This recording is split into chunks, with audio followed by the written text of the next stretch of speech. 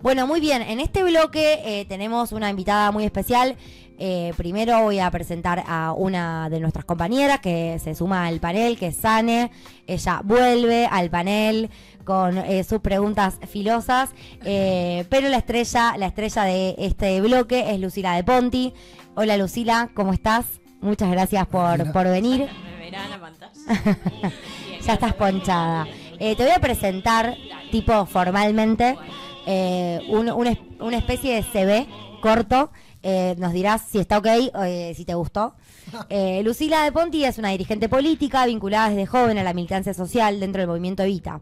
Estudió ciencia política y enfocó su carrera en la defensa de los derechos de los sectores populares. Fue diputada nacional entre el 2015 y 2019, donde impulsó proyectos sobre género, economía popular y juventud. Actualmente es diputada provincial en Santa Fe, desde donde continúa trabajando con una fuerte mirada feminista, social y peronista. Recientemente electa convencional constituyente en la lista que encabezó Juan Monteverde. Perfecto. ¿Quedó algo pendiente? Yo no te hago Bueno, nada. y sos santafesina. Soy santafesina de la ciudad de Santa Fe. Ahí va. Pero vivo desde el 2004 acá, así que ya soy mitad y mitad. ¿Cómo nos cuesta a los rosarinos aceptar, que no? sos santafesina. Claro, porque yo te dije sos santafesina a una... Y ustedes también. Y nosotros también, pero nos duele un poquito. ¿Qué va a hacer? Sí. Tenemos esa cuestión. Yo no te hice un CV tan bien presentado, pero te doy un mate. Perfecto. Ahí va, muy bien. Se valora mucho esta hora. Bueno, Lucila, ¿cómo son tus martes? Hoy es un martes especial, ahora vamos a hablar un poquito de eso, pero habitualmente, ¿cómo son tus martes? Bueno, de trabajo. La verdad que yo los lunes y martes aprovecho y hago reuniones o actividades en Rosario, Ahí va. como mucha agenda en Rosario. Estás acá. Claro, porque no todas las semanas, pero mayoritariamente los miércoles y los jueves estoy en Santa Fe. Bien. Bueno, y después los viernes depende, vamos, estoy en general acá o quizás viajo a alguna otra localidad y demás. Pero la verdad es que siempre tenemos que viajar. A mí me tocó estar en Buenos Aires, ahora me toca estar en Santa Fe, entonces hay un par de días de la semana que tenés que viajar y hay que construir un orden. O al menos yo que soy de Virgo, quiero construir un orden. Claro, qué difícil la rutina. ¿Dónde está tu casa? No, mi casa acá. Tu casa está en Rosario. ¿Dónde está tu ropero? ¿Viste la pregunta? Acá. Claro. El ropero es muy importante y está acá. Bien, bien. Sí, se nota que te gusta la pincha. Me gusta la pilcha y bueno, fui pasando por muchos estilos a lo largo de mi vida. Si encuentran una foto de mis primeros años en la Facultad de Ciencias Políticas, me van a ver con mucha bambula, hojota de goma. Estuviste más hipeada en un momento. Muy fuerte la hipeada ahí. Porque en realidad yo adolescente era más un estilo más chetongo. Ahí va. Allá en Santa Fe, después de ahí como que corté y le entré fuerte al hipismo peronista, obvio. Y sí, Pará, porque propio de la militancia universitaria. nos también. dijiste que viniste a Rosario en el 2004. 2004. Era una época, no la viví, ¿no? Pero para ser estudiante o adolescente, donde eso era, no sé si Muy una linda. tendencia, pero era lo que se usaba, ¿no? No, muy lindo. La verdad que fueron unos años. Yo entré a militar primero en una agrupación llamada Martín Fierro, Ahí va. que era bien de la Facu de Política. Se definía más como nacional y popular, no era tan... Yo vengo de una familia radical, así que no es que Ahí va. vengo de cuna ¿A peronista. qué escuela fuiste en Santa Fe? San José Guadalupe. De jardín a quinto año, escuela de monjas, Claro. así que también con una influencia ahí católica. Y tu familia radical. Mi papá, sobre todo, papá. bueno, ya falleció, pero él fue militante radical y más en la universidad y esto, pero sí, como con una fuerte impronta. Y nadie peronista en mi Claro. familia. Vos Creo sos que la primera. Si había algún peronista, Primera generación lo de escondieron. peronistas, ¿viste? Como Claro. primera generación universitaria. Sí, sí, sí.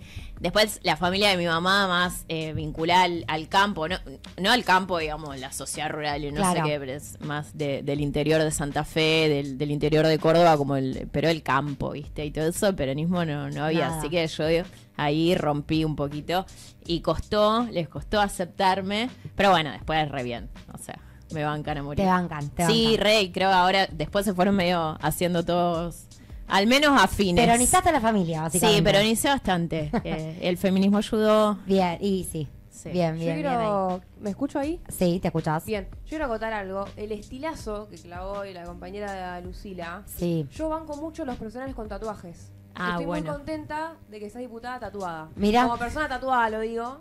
¿Vos ¿Por tenés qué? tatuajes? ¿Dónde tenés tatuajes? Tiene tatuaje en todos Tengo lados, 9, chino. pero en los brazos y en 9. la pierna. Ah. Yo ya no sé cuántos tengo. Acá tengo 9. Ahí va. Bien. yo tengo acá, este es más tumbero. ¿Ese qué dice? Dice, para nosotros la dignidad insurrecta, que es una Ahí frase va. de Emiliano Zapata. Está bien. Pero me lo hicieron como con una línea bien gruesa, Gruesa. cual que estuviera en la cárcel. Después, hace un tiempo, me empecé más por las líneas finitas, que quedan mucho más lindas, como este. Claro, son más Más sutiles. cute. Más Más cute. cute, claro. Pero yo soy pro línea gruesa. Vos sos pro línea. Vos también tenés tatuajes. Sí, gruesos. pero mi tatuador me Hablamos hace de eso línea la vez fina. pasada. Ya, El Papá yo Noel. estoy vencido. El Papá El Noel. bien Papá Noel. No tengo papá. ¿Quién te Noel. tatúa? No, un amigo, yo soy de Recife, provincia de Buenos Ah, Aires. Yo tengo 2. Nunca me los vieron. Es verdad. No están tan ocultos igual, Pero no están tan a la vista no tampoco. piensen cualquier cosa. Tengo uno en el tobillo que me lo hice con amigas, que es bien línea gruesa, bastante feo, o sea, como, no sé, no está tan bueno. Sí. Y después tengo, que lo aprecio porque, bueno, fue una época, no sé, 17, 18 años con las chicas, nos las hicimos todas. Y después tengo unos pajaritos en el cuello, medio Me random. dijiste 3. 2. Está bien. 2. Y tengo esos 2. Mucha gente me dice que me debería hacer otro. Se dice que hay que tener impar, pero Sí. la realidad es que Por- no sé de dónde viene ese mito. El Chipi Gandín lo decía, un jugador que pasó por Colón. No sé si Ah. sos de Colón o de Unión. Soy de Colón. Sos de Colón. Soy de Ahí Colón. va. Yo se lo escuché al Chipi Gandín hace mucho. Che, Bueno, arrancamos por las cuestiones Vamos. más propias de Hablar de por ahí, política. de la militancia. Primero preguntarte, bueno, un poquito hiciste la introducción, pero viniste a Rosario y ¿por qué te hiciste peronista? ¿Cómo te hiciste peronista? ¿Cómo te surgió esa inquietud? como la travesía de la militancia también, ¿no? Claro, y a partir de ahí un poco tu militancia universitaria, Sí. cómo fue creciendo.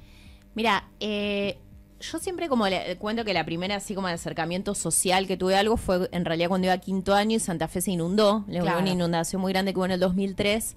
Capaz ustedes eran todos muy chicos. Yo no pude ir a Santa Fe con la Pero, escuela. claro, bueno, fue muy jodida y había cerca de mi casa la Universidad Tecnológica un centro de evacuados y empecé a ir ahí todos los días a ayudar y como que ahí conocí, digamos, esto de la organización colectiva, digamos, Bien. de la solidaridad. Después cuando me vine acá, a mí me fascinaba la historia de los 70, digamos, la juventud de los 70, este compromiso de por vida, además, empecé a leer mucho de eso, me metí en la Secretaría de Derechos Humanos del Centro Estudiante de la Facultad, que lo conducía esta agrupación Martín Fierro.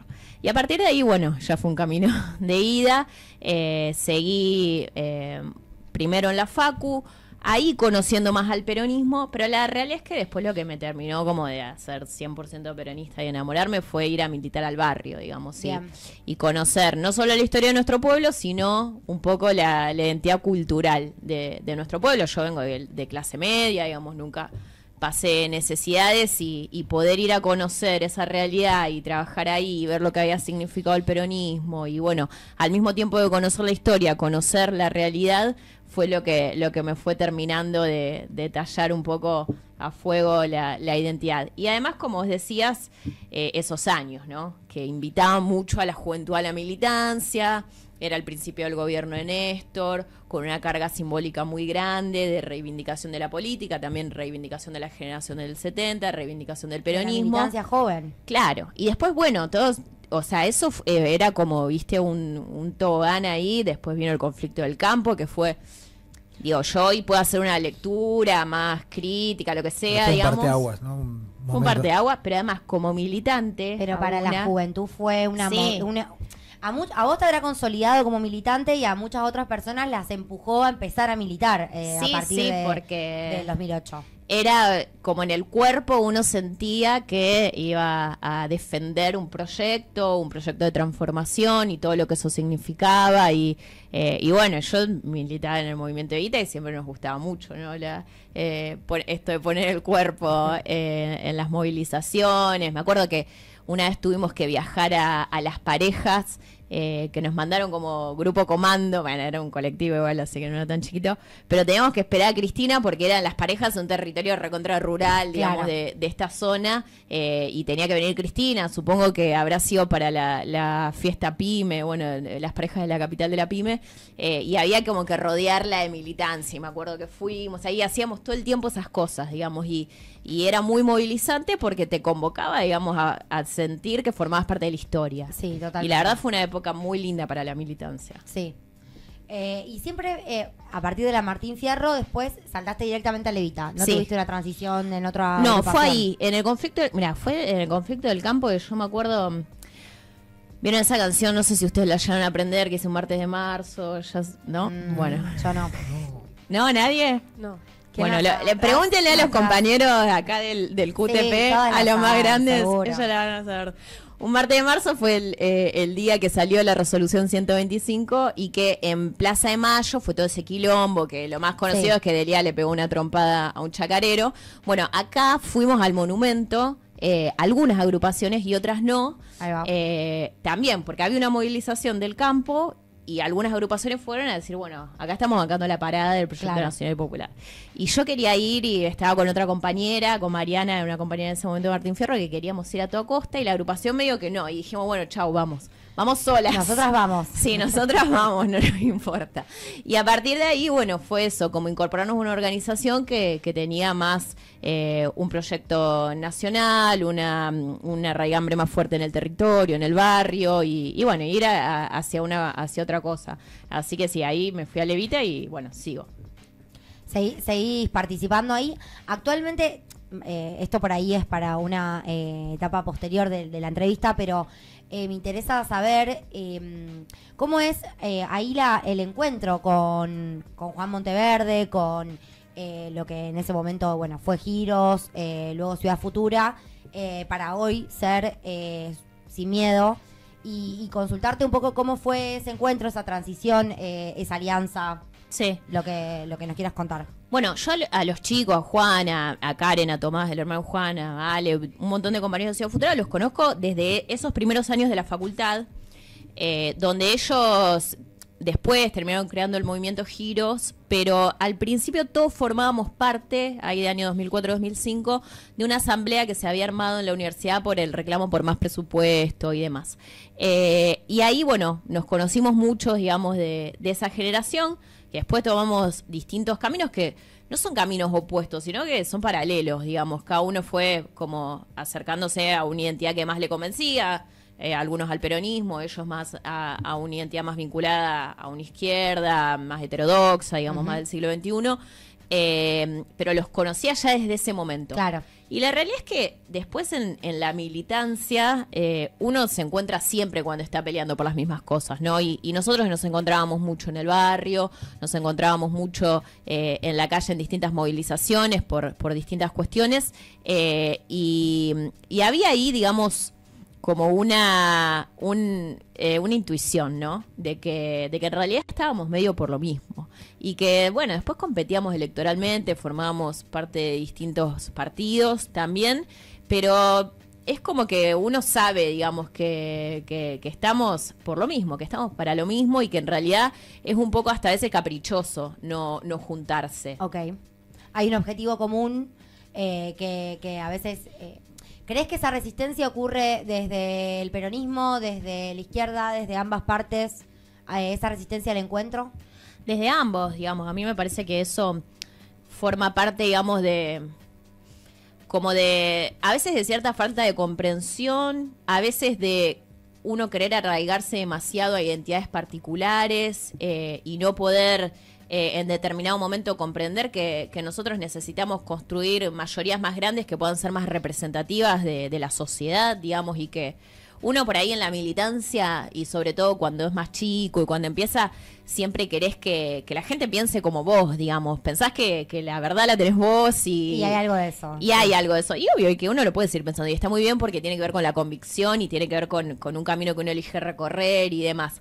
Y después creo que también con la experiencia y demás, te vas dando cuenta que también hay otras verdades que son válidas, que no son necesariamente contradictorias con lo propio. Total. Y que es importante, digamos, poder... Sobre todo cuando ya estamos dando la pelea, digamos, por la representación y la expresión política, por construir propuestas que realmente dialoguen con la sociedad. A mí lo que me parece que el error, ya sea de la izquierda, del peronismo, de quien sea, es cuando, o al menos lo que no comparto, digamos, no sé si es un error, yo no lo elijo, es cuando por ahí nos quedamos en la testimonialidad de decir mi verdad, y no importa si la gente la elige o no, yo la voy a seguir diciendo hasta que me muera. Y eso no le transforma la vida a nadie, ¿no? Es como que A nadie. Me acuerdo de Ofelia una vez que decía, bueno, me quedo con la conciencia tranquila, pero no le estoy transformando la vida a nadie. Y la realidad es que hacemos política para transformar la realidad, ¿no? Entonces, me parece que son aprendizajes que uno va haciendo, que obviamente llevan tiempo, no siempre, digamos, coincide, tiene que ver con los procesos históricos, tiene que ver con un montón de cosas. El peronismo viene de un derrotero difícil, digamos, en los últimos años, y también en un periodo más largo, donde hay que repensar un montón de cuestiones, que no significa alejarse de la identidad. Para mí siempre, y hay muchos compañeros en este momento planteando esto de, bueno, de volver a la doctrina y demás. Para mí eso es importante en la medida en que nosotros podamos leer la doctrina a la luz de este tiempo y de este espacio, ¿no? Me parece que es importante tener el núcleo conceptual y las convicciones, pero hablarle a la sociedad en la que estamos, que esa fue la principal virtud del peronismo, que siempre pudo representar. Sí, leer la realidad y las necesidades y en función de eso practicar las transformaciones, básicamente. Sí. Perdón, como contextualizar el peronismo, podríamos decir, ¿o no? Sí, como totalmente. Traer las ideas de Perón, pero ayornada a un contexto que no es el de 1943, que no es el del 45 ni del 55, sino que es siglo XXI puro y duro, digamos. Sí, ¿y qué es lo que hizo Perón y lo que hizo Evita? Con las redes sociales y la mar en coche, porque también esas son las novedades que tiene que poner en juego el peronismo para atraer y permanecer en el electorado. Con todo eso, con las transformaciones del mundo del trabajo, con las redes sociales son la expresión de la revolución tecnológica, si se quiere, en el ámbito de la comunicación y de la sociedad, pero después eso también se aplica a la producción y al trabajo, y entonces nosotros qué proyecto de país queremos y podemos tener, y qué modelo de protección tenemos para los trabajadores que están en relación de dependencia y para los que no están, que son la mitad, digamos. Entonces, si nosotros perdemos de vista la necesidad de que el peronismo le hable a la mayoría de la sociedad en el sentido de poder construir una representación más grande, también un poco perdemos la esencia del peronismo, porque el peronismo lo que siempre tuvo fue que fue un movimiento de masas, representativo del pueblo, y nosotros tenemos que ser capaces de construir eso hoy, en este 2025. Hoy el peronismo perdió la representación de los trabajadores. Por ahí el movimiento de Evita está mucho más cercano al trabajador informal que el resto por ahí del establishment peronista, pero puede ser que haya una pérdida. No es el macrismo esto, que era más oligárquico, si se quiere, sino que hay una cuestión más plebeya en el libertarismo. Sí. Creo que el peronismo representa parcialmente a los trabajadores. Me parece que es mucho más complejo hoy, porque el sujeto trabajador es más complejo, porque a mediados del siglo XX el trabajador era más o menos, digamos, compartía muchas características, era más homogéneo, compartía incluso un lugar de trabajo, lo cual no es menor, digamos.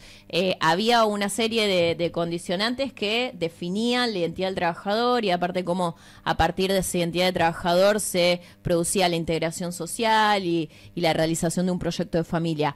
Hoy el mundo y la economía se transformaron completamente, ¿no? Y me parece que lo que logra Milei o los libertarios, digamos, es dialogar con el trabajador, con un nuevo tipo de trabajador o una nueva forma de trabajador, que no lo hacen en tanto trabajador, sino lo hacen en tanto consumidores, digamos, como parte de un nuevo capitalismo que funciona distinto, donde no importa ya si el trabajador tiene derechos, si tiene previsibilidad, si está inscripto en una institucionalidad, sino solamente importa qué hace en tanto consumidor y qué posibilidades tiene. Me parece que eso es lo que logra Milei, que para mí, digamos, es también una resignación, porque es la esencia de lo que él plantea. Bueno, el sálvese quien pueda, la individualidad, nosotros vamos hacia otra cosa. Pero bueno, quizás él hoy es efectivo en eso.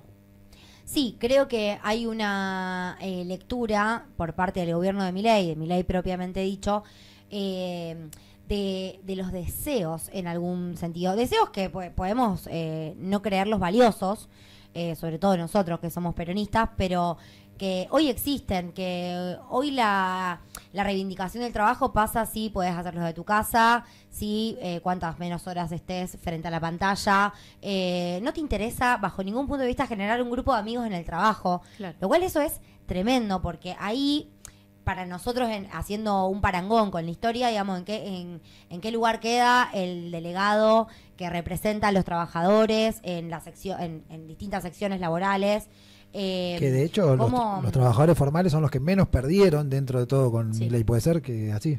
Sí, porque están protegidos por un convenio colectivo, Pero son los por menos, paritarias. en Sí. el porcentaje de trabajadores son los menos. Pero en la relación laboral también se perdió eso, porque vos, más allá de que estés amparado o no por un convenio colectivo de trabajo, que obviamente que es importante, después el vínculo entre trabajadores lo tenemos totalmente diluido. Sí. Porque los beneficios pasan por si la empresa para la que trabajás te da el gimnasio gratis, no sé, el día de tu cumple no trabajás, hay un día de familia y entonces compartís eso con tus compañeros, pero después la cotidianidad la perdiste, estás en la virtualidad.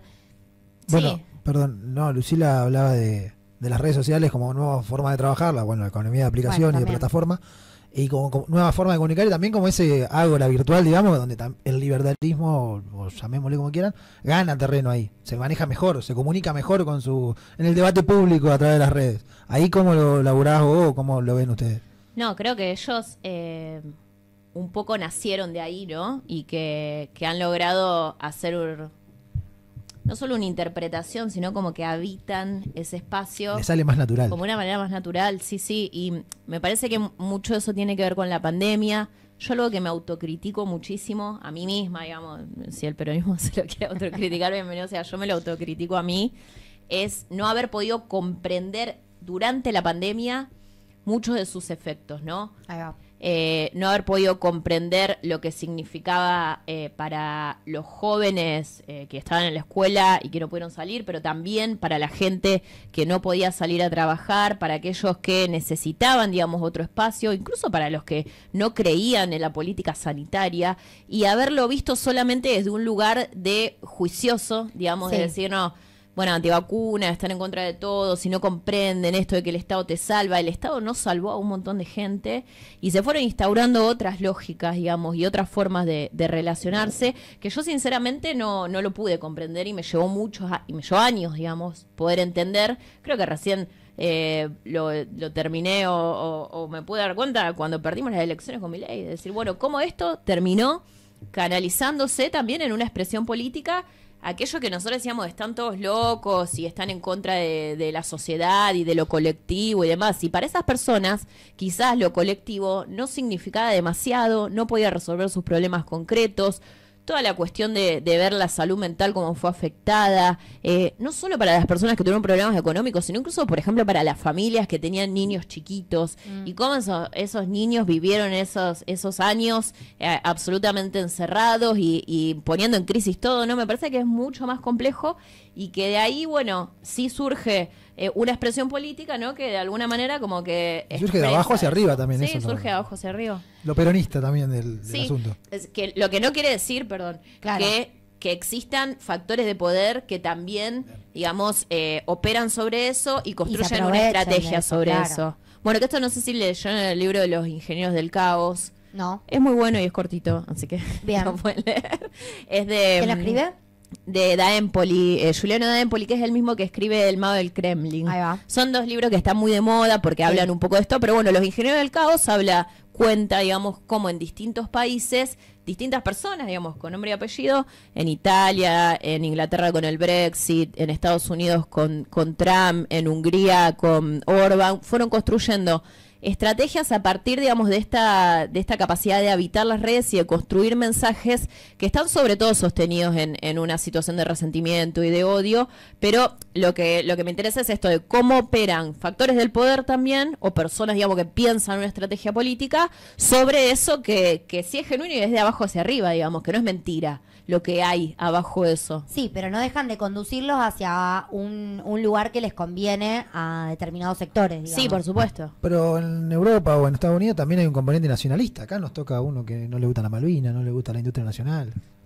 Sí, esa es como No, ninguna Es buena no rarísimo. toca. Esa es la particularidad que nosotros tenemos del cipallismo total de la libertad avanza, que creo que no es de todos, digamos que hay algunos exponentes, bueno, aunque están más, bueno, Victoria Villarroel como mucho más dejada de lado y demás, pero sí, pero a mí me parece que es interesante mirarlo, tratar de ver lo que pasa con la libertad avanza, por supuesto que uno está en contra de casi todo, o de todo te diría, lo que se está haciendo y demás, pero sí ver como el fenómeno social que hay ahí abajo de eso, y que como ustedes dicen, busca dialogar con sectores que históricamente representó el peronismo, y me parece que eso no hay que prejuzgarlo, sino hay que intentar entenderlo. Entenderlo, total. Y vuelvo un poquito atrás y ya te introduzco a lo que Sane va a tomar, que es un poco hablar del feminismo y del 3 de junio.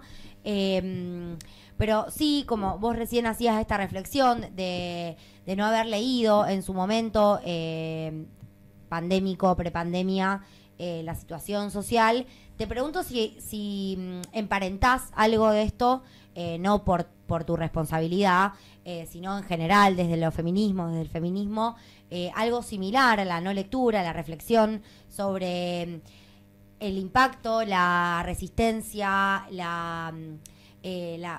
me sale venganza, pero no quiero decir esa palabra, quiero decir como la vuelta, sobre todo desde los varones, pero bueno, también la falta de compromiso de muchas mujeres que en algún momento sí lo tuvieron. ¿Cómo haces esa lectura con respecto al feminismo? Si se puede emparentar con esto de la pandemia. Mira, yo creo que son cosas distintas, que lo de la pandemia fue más acelerado, además, y como que movió otras cosas. Sí hay puntos en común, digamos, de que, en el sentido de que yo creo que el feminismo en Argentina fue una revolución cultural, lo que pasó a partir de 2015, que fue el principal movilizador social que hubo en los últimos 10 años, sí, digamos. La única causa. Sí, que incorporó a las juventudes, en este caso fundamentalmente a las mujeres, a la participación social y política, a comprometerse con una causa, a tener, digamos, algo más que lo propio por lo cual pelear. En ese marco sí me parece que hubo un montón de cosas que no se pudieron ver, bueno, algunos dicen excesos, lo que sea. Me parece que sí, hubo errores, digamos, que se cometieron.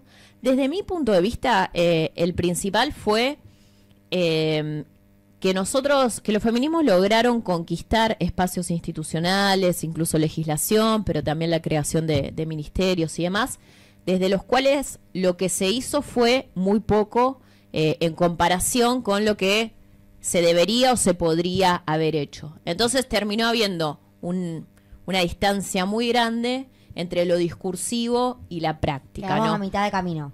Ni a mitad, Ni a tío. mitad. Se arrancó y se hizo muy poquito, digamos. Entonces eso de alguna forma le quitó sustancia a lo que del feminismo venía diciendo. Y después sí, obviamente, que hubo... A ver, Alberto diciendo... estoy muy contento de destruir el patriarcado. Y a mí me dio cringe ese día que él lo dijo y que yo lo vi por la tele, total, por supuesto. Sí. Pero eso ya me parece que es un error de una persona, quizás un error de quienes están alrededor y tampoco... Lo asesoraron o no supieron ver esto. O de permitir que nuestro gobierno, que fue el de Alberto y de Cristina, muchas veces use banderas propias de las luchas de género como principales demandas y poniéndolas al frente de todo, cuando en realidad no se estaban haciendo otras cosas y se ponía eso un poco para tapar otras cuestiones, ¿no? Eso me parece que no estuvo bien, que al contrario. Y después, obviamente, una cuestión de...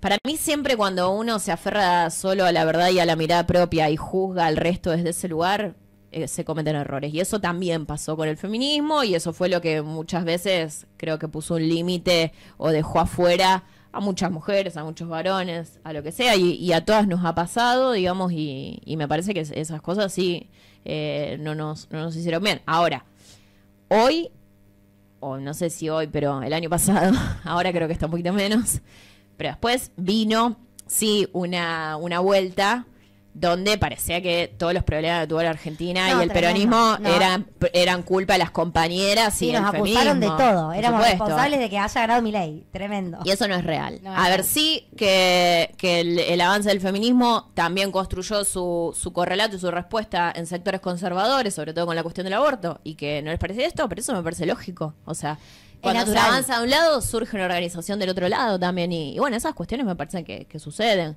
Pero bueno, me parece que hay que reflexionarlo y seguir para adelante. Bien. Bueno, hablando de todo esto que traen a colación, quiero que indaguemos un poco de cómo, en qué contexto está este 3 de junio, acá en el 2025, con el gobierno de Milei. Y bueno, esto de por qué, después de lo que me puedas comentar, ¿por qué es con las mujeres constantemente? ¿Por qué se atacan los derechos de las mujeres como en este momento estamos viendo el ataque al derecho a la interrupción voluntaria del embarazo? ¿Por ahí tienes alguna hipótesis, alguna punta que quieras comentar?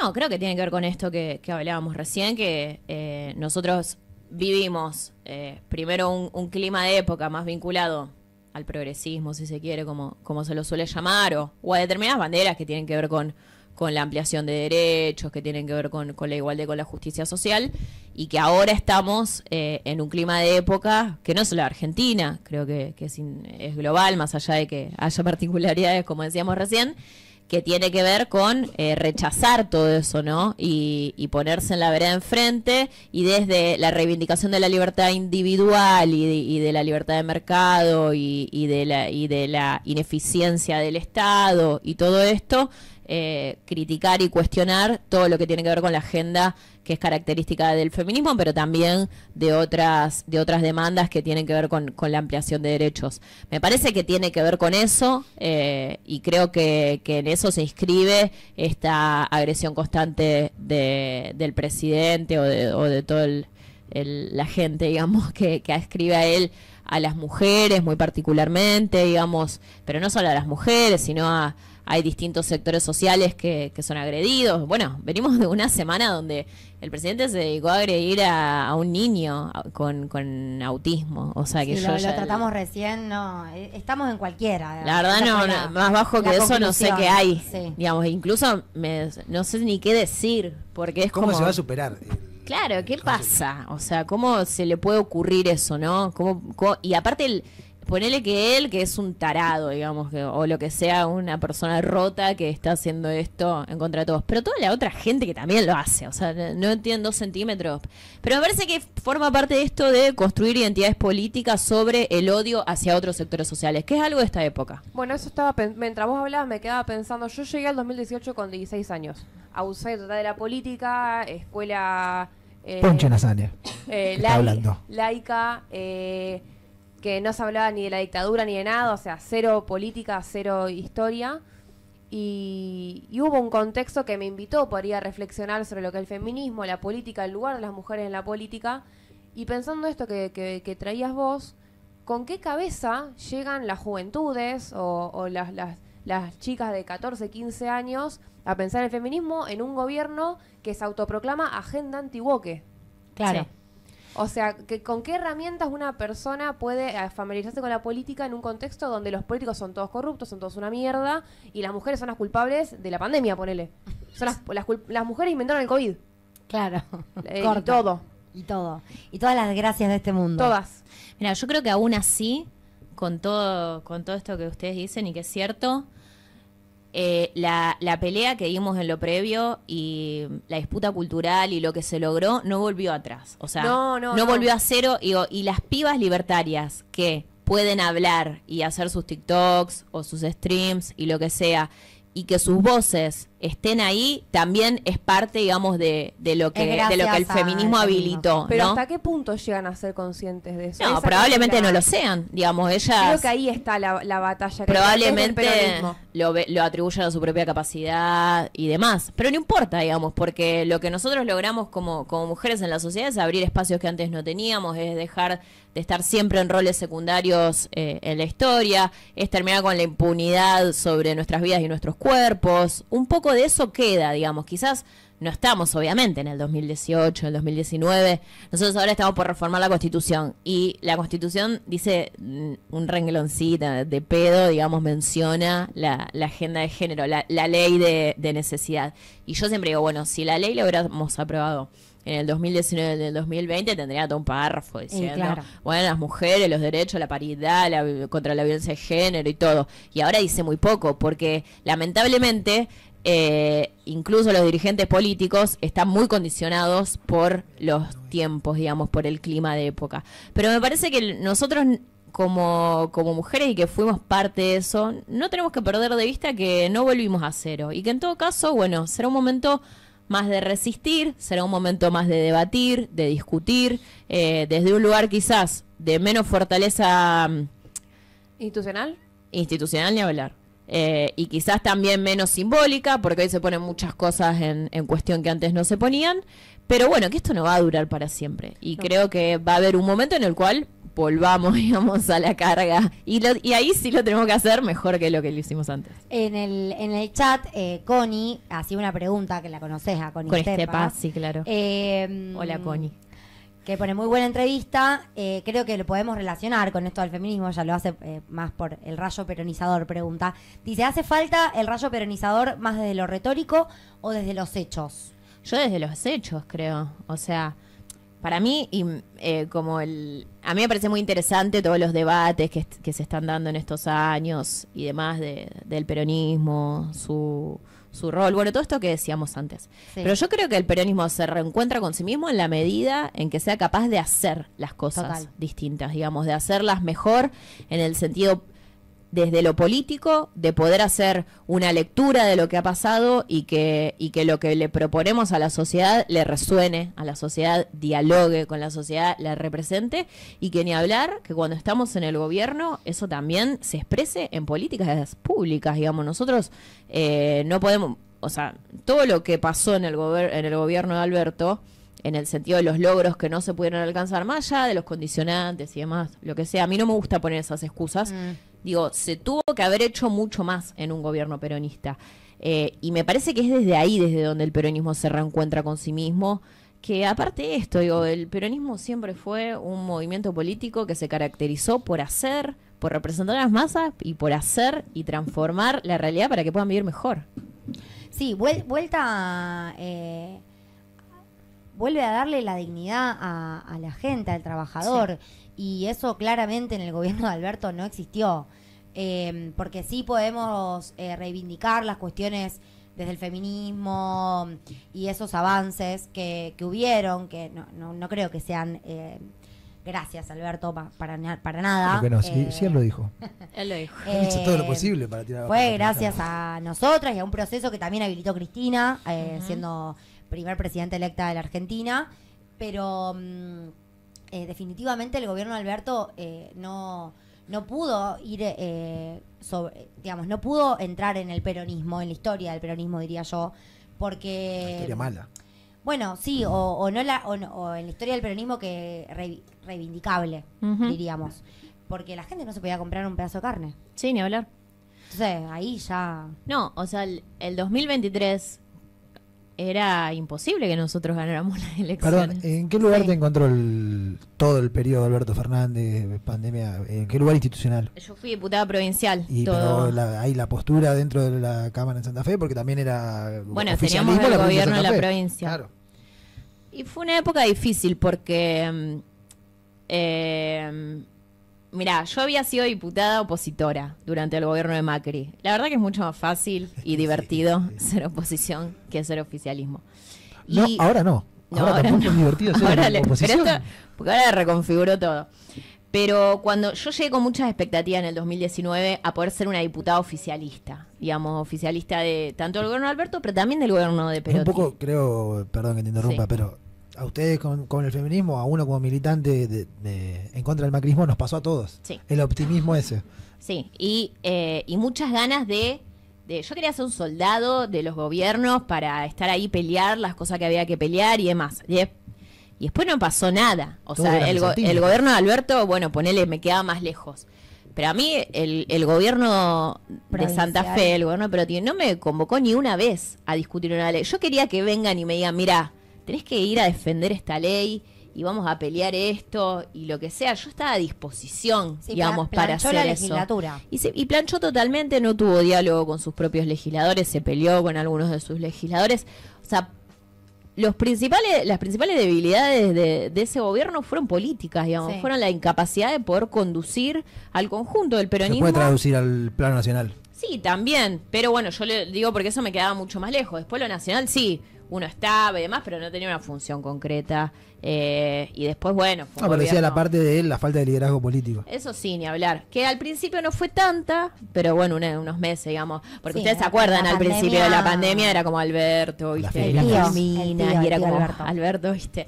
Pero bueno, eso duró unos meses nomás. No sé si por dónde querés seguir. Yo tengo una Yo- pregunta de la parte de la constituyente. Bueno, Bueno. yo quería introducir el tema, que sé que es una pregunta que te correspondía a vos, No, pero no, la dale. quiero hacer yo por mi condición de mujer. No, pero pará, primero...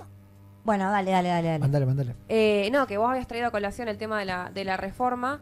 Y bueno, ¿qué lugar crees que puede tener la perspectiva de género, las diversidades en la reforma o qué lugar se le puede dar?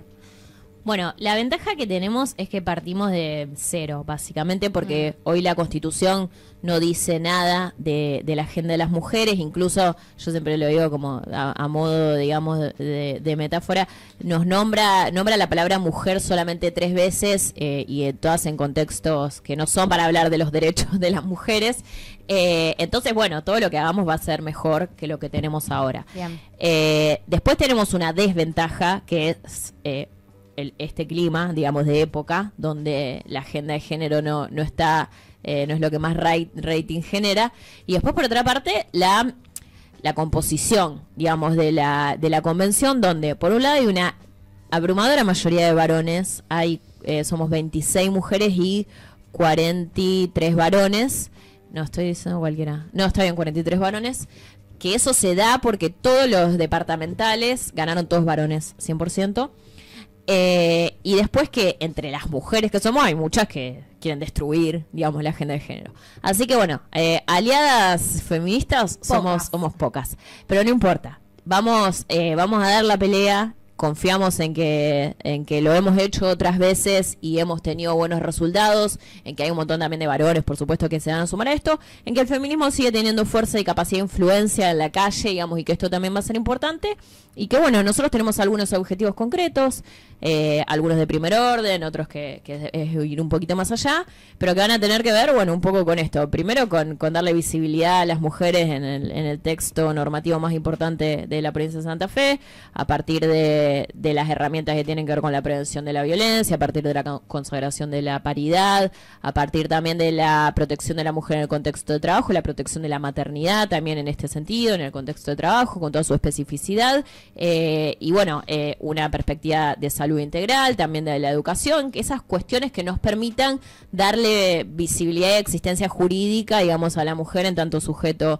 social y con la protección especial que merece. Así que vamos a ir por eso, vamos a pelear para que suceda y bueno, yo tengo siempre las mejores expectativas. Bien, entonces es como una oportunidad también para revalorizar el peronismo y reivindicar el peronismo. Bueno, sí, bueno, las dos. también, Las dos. pero el feminismo y también, bueno, desde el peronismo con la perspectiva que invita a reflexionar el peronismo. Sí, Así sí, que por buenísimo. supuesto. Es como un piso para decir, bueno, de acá en adelante, Vamos. que cambian las cosas. Te dejo, Chino. Che, Lucila, nos quedan 10 minutitos, Ok. así que estamos re bien. Bárbaro. Porque muchas de las preguntas que te queríamos hacer ya las fuimos evacuando. Yo tengo como 15 igual. Ah, ¿vos tenés más? Pero te van surgiendo acá en el momento. Y sí, pasa eso. Programamos y después Y sobre la es marcha. lo lindo del stream. Es lindo. Y por suerte la producción nos está corriendo porque a veces Muy bien. nos tienen con el reloj marcando No sé vos, todo el bueno, tiempo. tampoco la vamos a tener hasta las 10 de la noche. No, pero no, No, ¿qué hora es? Son las 9. Estamos bien, Menos 3 minutos, así que no hay problema. ¿estamos bien? Estamos perfectos. Bien, excelente. Preguntarte un poco lo que arranca Sane sobre la constituyente, cómo ves el rol del peronismo, cómo ves el rol de la lista que integrás, qué perspectivas ves hacia este momento, si se sabe cuándo se va a empezar a sesionar, cómo va a ser la dinámica. Hagamos de cuenta que nadie sabe nada. que es porque algo bastante. que es un poco cierto. Sí, las Sí, elecciones como digo fueron- yo, explícalo para un nene de 5 años. Sí. Porque yo soy el nene de 5 años. Las elecciones fueron un poco en ese contexto también. Se votaron, creo, más caras conocidas que para el objetivo concreto que iban a representar. Pero bueno, esa es una observación mía.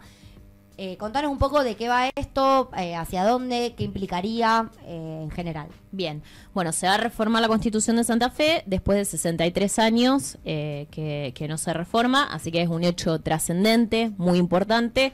Lamentablemente se informó poco a la sociedad de que esto iba a suceder. Eso es responsabilidad del gobierno provincial, del gobierno de Puyaro, que no hizo lo que tenía que hacer, no convocó a la sociedad a saber que esto sucedía, a discutirlo y demás. Entonces las elecciones se produjeron en un contexto de mucha desinformación y además de poca participación. En ese contexto, la lista que ganó es la del gobernador, pero en segundo lugar salió una lista peronista, que es la que yo integraba, que la encabezó Juan Monteverde, y que fue una lista de unidad del peronismo, no de todo el peronismo, porque hubo otras listas que participaron por afuera. Una logró meter también a un puñadito de convencionales, que es la lista de Marcelo Lewandowski. Pero nosotros trabajamos para construir una unidad lo más grande posible y trabajamos también para que esa unidad represente cierta renovación, ¿no? Y por eso construimos una alianza que es un poco continuidad de lo que habíamos hecho en Rosario en el 2023, con el Partido Ciudad Futura, con otros partidos que también entraron a formar parte, y sí con Juan encabezando esto y generándonos también la posibilidad de ir a discutir con la sociedad desde... Yo creo una posición que da a entender que se recoge una autocrítica y un aprendizaje de lo que la sociedad un poco nos viene pidiendo, ¿no? De mejorar nuestras recetas y nuestras propuestas para realmente poder ser una expresión más genuina de lo que la sociedad hoy quiere. Logramos ingresar una interesante cantidad de... ¿Cuántas personas entraron por la lista? Entramos por la lista de Juan 8 y después entraron por las departamentales 4, que son compañeros que hoy son senadores. Así que tenemos un bloque de 12. Y bueno, nosotros vamos con una primer consigna a la convención, que es un poco lo que venimos diciendo en campaña, que es que hay que abrirle la reforma a la sociedad, ¿no? Que no puede ser una discusión solo de políticos, que no se puede hacer un trámite exprés de escritorio, sino que la gente tiene que saber qué es lo que se va a discutir, porque la Constitución es el acuerdo básico sobre el cual se estructura una sociedad y un Estado, donde se expresan los derechos más importantes, pero donde también se diseña la institucionalidad que los tiene que hacer realidad, ¿no? A nosotros no nos sirve de nada tener una Constitución hermosa que diga un montón de cosas que después no tienen nada que ver con la vida, con la realidad efectiva de la gente, ¿no? Y en esto volvemos al peronismo. Sí. Nosotros queremos hacer mucho eje en que la sociedad pueda participar para también diseñar las mejores herramientas para que después esos derechos no queden en el papel, sino que formen parte de la vida cotidiana, se vean expresados en la vida cotidiana de la gente. Bien. Espectacular. ¿Algún comentario sobre esto? Viniste a la plaza con olla y sartén, saliste corriendo con la JP. Esa parte no la habías dicho de la canción. Bueno, era violenta. No, yo quería decir que justamente hoy hablábamos de la construcción del enemigo y demás, y soy de una generación militante que se construyó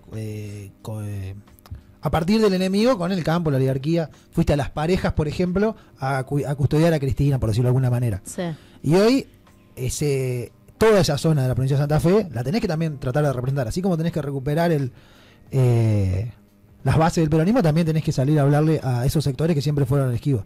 Justo, y hoy que Milei, por ejemplo, la zona es la capital de las pymes, las está destruyendo o abre la apertura de máquinas usadas, que principalmente afecta a las rosas, a las parejas, toda esa zona. ¿Cómo desde el peronismo también, más ahora que están en la constituyente, le salen a hablar a ese sector? Sí. ¿O es muy reactivo y no está ahí como una prioridad? Esa es la diferencia entre que tiene que existir entre una militante de 23 años que quiere llevarse el mundo opuesto y los dirigentes que tienen que pensar o los dirigentes o los militantes con más experiencia. Sí, que ya está ejerciendo un cargo representativo. Claro, que tienen que pensar en cómo le hablamos a un sector mucho más grande de la sociedad. Nosotros no podemos construir la Argentina solamente con los que piensan igual que nosotros, ni Santa Fe solamente con los que piensan igual que nosotros. Tenemos que construir una mayoría social. ¿Y hay terreno fértil ahora para eso? Sí, yo creo que sí, que siempre hay terreno fértil. Hay momentos mejores, por supuesto, hay momentos peores, pero me parece que en Santa Fe, por ejemplo, tenemos claramente un desafío que es el de poder pensar en un modelo productivo con un rol para el campo y un rol para la industria, digamos, por ponerlo así en dos grandes áreas, pero bueno, es mucho más heterogéneo y más complejo, ¿no? Y donde todo el campo, no son tus enemigos, digamos. También hay un montón de personas que quieren que la sociedad se desarrolle, que crezca con trabajo, que la provincia pueda mejorar su infraestructura, un montón de cuestiones. Y que es importante poder pensarlas y que es importante también poder dialogar con esos sectores, ¿no? No son siempre el enemigo o el que está enfrente, ¿no? Pero me parece que lo que no hay que perder de vista es, bueno, es cómo se construye ese equilibrio de la balanza, y a veces, obviamente, el equilibrio tiene que tener más peso de un lado porque hay muchos sectores y políticas que necesitan mucha más fuerza para poder garantizar esa igualdad. Pero sí, obviamente, es un aprendizaje que vamos haciendo y que yo por esto digo, no creo que nosotros como peronismo ni cualquier identidad política pueda construir una mayoría si solo piensa abrazado su verdad y desde una posición de testimonialidad. Y bueno, y eso es parte, ¿no?, de hacia dónde vamos. Creo que incluso Moreno siempre lo dice, que es como que la Argentina es con todo, y creo que hay, no sé, 4.000 familias nuevas como que él dejaría fuera, o no sé qué número, seguro no es ese. El 1% Pero es... claro, es muy poco, sí. digamos. Sí, además esta demonización que hicimos durante el kirchnerismo del campo y de las personas que trabajaban en el campo, que a todos los asociábamos como a terratenientes, Claro. Oligarcas, y que no es así, que es una economía estratégica en nuestra sociedad, más allá de que obviamente no queremos ser solo el granero del mundo, como en alguna época lo fuimos, y queremos poder pensar en la industrialización y en el desarrollo tecnológico y productivo. También es importante centrarnos ahí porque es la base para que nosotros podamos obtener, por ejemplo, soberanía alimentaria. Sí. Una discusión necesaria en nuestro país, teniendo tantas extensiones de tierra fértil, y que aún no podemos concretar esta cuestión. Entonces, me parece que tenemos que empezar a sentarnos a hablar con el campo y con los sectores productivos para generar ahí un vínculo más estrecho y más real. Sí, ni hablar. O sea, nosotros, y mucho más de Santa Fe, que sí, es una provincia atravesada en una gran parte por como vos decís, un sector de la producción que es estratégico para el desarrollo nacional, que además se vincula con el sector exportador más grande de todo el país y uno de los más grandes del mundo, sí, digamos, lo que tenemos en el cordón de San Lorenzo, y que eso tiene que formar parte de un modelo productivo que nosotros pensemos. A mí me parece que ahí lo importante es poder reivindicar el rol del Estado como expresión de la comunidad toda, y además en su capacidad de poder señalar un rumbo, ¿no? Pero este rumbo tiene que ser dándole un rol a cada parte. Nuestra única política hacia el campo no pueden ser las retenciones. Eso hay que superarlo. Digamos, me parece que nosotros obviamente queremos que una parte de los recursos que se generan ahí puedan promover el desarrollo de otros sectores de la economía, pero el diálogo tiene que ser mucho más integral, digamos, mucho más global. Tiene que permitirnos pensar en cómo mejoramos la alimentación de nuestro pueblo, tiene que permitirnos pensar en cómo la producción agropecuaria también gana en valor agregado y puede ir incorporando tecnología, y eso el campo lo hace por sí mismo. Sí, ya lo hace. Y nosotros tenemos que poder inscribir eso en la posibilidad de pensar un modelo productivo para el país. Me parece que eso es indispensable para Santa Fe, para la Argentina en general, lo que sucede con los minerales, lo que sucede con los hidrocarburos, con la energía. Es un momento, aparte de todo el mundo lo dice, donde el mundo está demandando los bienes que Argentina produce. Están nosotros, bueno, que el gobierno de Milei no, lo que tiene es una mirada puramente extractivista, digamos, y de primarización de la economía. Nosotros tenemos que tener la inteligencia de poder plantear un proyecto de país donde a esa capacidad comparativa que tiene la Argentina le podemos agregar competitividad a través del desarrollo, de la incorporación de tecnología, de la incorporación de conocimiento. Hay muchísimo por hacer y creo que tenemos siempre, yo no creo esto que, bueno, muchos dicen, bueno, esta es la última oportunidad. Vieron que siempre dice, esta oportunidad la dejamos pasar y no sé qué. Bueno, me parece que sigue estando. En la medida en que tenemos patria, tenemos la oportunidad y vuelven de a aparecer, porque de repente, voy a decir los minerales, vuelven a aparecer oportunidades, se desperdician y vuelve a aparecer una nueva. Sí, porque tenemos un país tan hermoso y tan rico que no nos deja solos nunca. Por último, Lucila, hacerte dos preguntas, por ahí son medias genéricas, pero bueno, como para que vos cierres un poco la entrevista para donde quieras llevarla. Preguntarte qué rol juegan los militantes jóvenes hoy, qué lugar tenemos en este contexto. Y por último, ¿cómo ves las figuras de las dirigencias nacionales de nuestro partido cómo la ves a Cristina, que con todo lo que está pasando recientemente, y qué pensás de eso. Bueno, la militancia para mí es fundamental. O sea, no pienso la política sin la militancia. No existe para mí la política de rosca pura, de acuerdos dirigenciales. Me parece que la militancia es el sentido de darle a la vida individual una inscripción en un proyecto colectivo, y que eso es como el gesto de solidaridad y grandeza más grande que puede hacer una persona. La militancia puede ser política, puede ser religiosa, puede ser en un montón de ámbitos, digamos, pero me parece que tiene que ver en poder pensar el futuro con otros, ¿no? Y me parece que cuando los jóvenes eligen ese camino, es algo hermoso, digamos, es el principal motor que tienen los proyectos políticos, es lo que nos da fuerza para avanzar, y me parece que hay que darle siempre la valorización y el espacio que merecen, y siempre desde un lugar de protagonismo. Mira, yo antes justo me había llamado de un medio para hacerme una entrevista porque soy la convencional más joven del peronismo. Ah, Pero no me parece algo bueno para nada. claro. Porque yo tengo 39 años, o sea, y yo fui, en este periodo soy la más joven, perdón, la diputada y la provincial más- más joven del peronismo. Y la persona más joven de la Constitución, sabemos... Es cuántos una de años La tiene, Libertad Avanza. que tiene, No sé, pero es más joven. es más, bueno, un poquito No, capaz. es mucho más joven. Claro. Y hay un chico 20 en el o bloque 30. de Unidos que es más joven, ¿qué? 20 o 30. No, 20 debe Ah. tener, no sé cuántos tiene, pero debe tener 20. 20. Quiero decir, yo fui, cuando era diputada nacional, era la más joven de toda la Cámara. Claro. O de las mujeres, creo. Pero bueno, era bastante joven. Pero ponele, porque ahí tenía 28. Bueno, Después, tiene sentido. ahí tiene sentido. Después, cuando fui diputada provincial por primera vez, era la más joven del bloque del peronismo. Y cuando fui diputada provincial por segunda vez, también era la más joven. O sea, soy la más joven Claro, del no bloque del estaríamos peronismo. teniendo una O sea, el renovación peronismo le está institucional. pasando, tiene un problema. ¿Me entendés? Tiene que haber lugar para otros. Yo no quiero, me da vergüenza decir que soy la más joven, porque no soy joven ya. Soy una recontra adulta. No, bueno, pero se entiende. Digamos, me parece que ahí hay algo, hay algo ahí, Hay algo ahí. que hay que realmente cambiar, Que modificar. respondan más preguntas.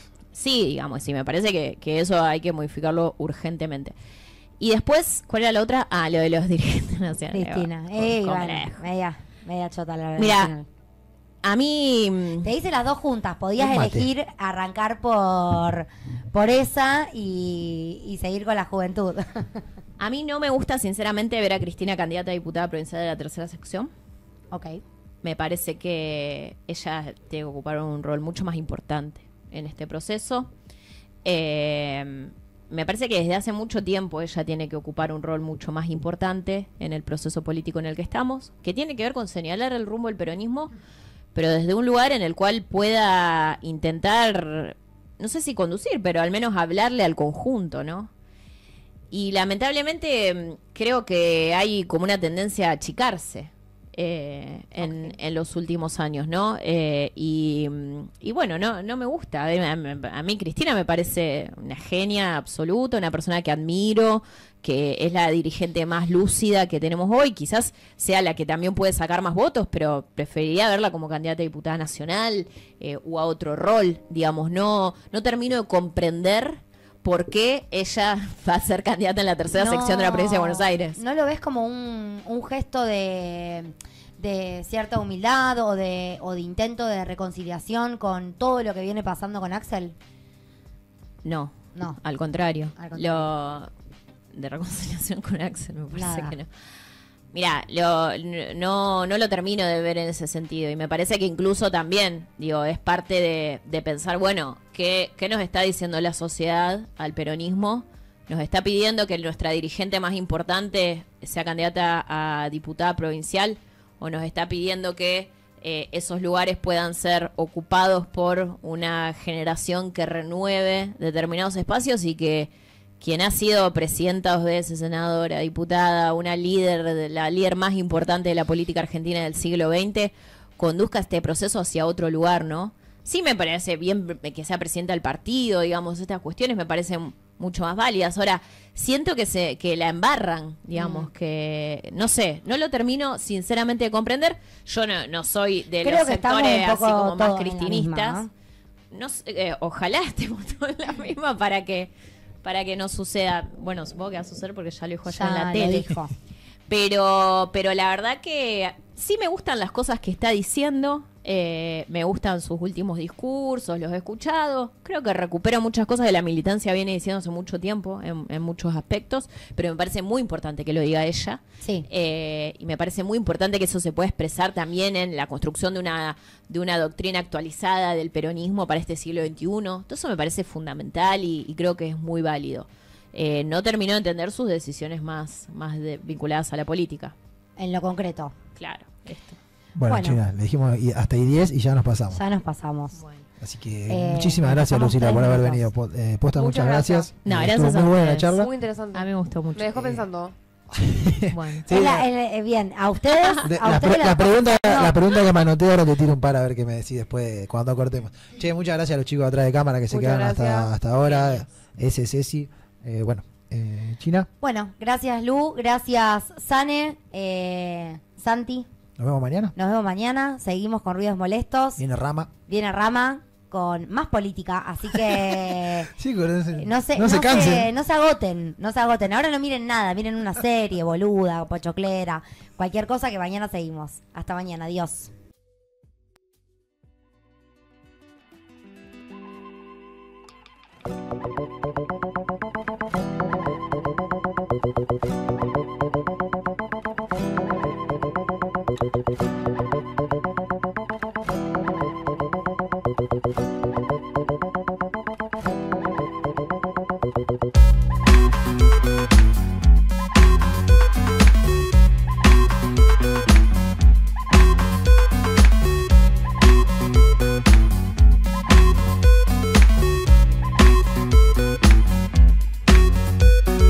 Es el río y su continuidad, mi cuerpo quedándose atrás.